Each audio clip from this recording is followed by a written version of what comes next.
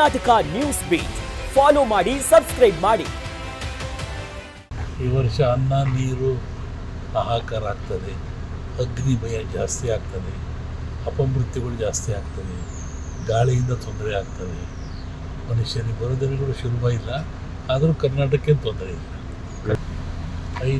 ಐತಿಹಾಸಿಕವಾಗಿರ್ತಕ್ಕಂಥ ಒಂದು ಸಂತೋಷದ ದಿನ. ಯಾಕೆಂದರೆ ಎಲ್ಲ ಕಡೆ ಜನರಲ್ಲಿ ದೈವಭಕ್ತಿ, ಜನಾರಾಧನೆಗಳು, ಸುಖಗಳು, ನೆಮ್ಮದಿಗಳು ನಡೀತಾ ಇದ್ದಾವೆ.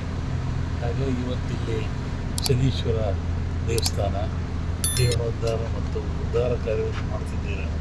ಶನೀಶ್ವರ ಅಂದರೆ ಪ್ರತಿಯೊಬ್ಬ ಮನುಷ್ಯನಿಗೆ ಗುರು ಇದ್ದಾಗೆ, ಬುದ್ಧಿ ಹೇಳ್ತಕ್ಕಂಥ ಉಪಾಧ್ಯಾಯ ಇದ್ದಾಗೆ, ತಪ್ಪಿದರೆ ತಿದ್ದಕ್ಕಂಥ ದೈವಗ್ರಹ.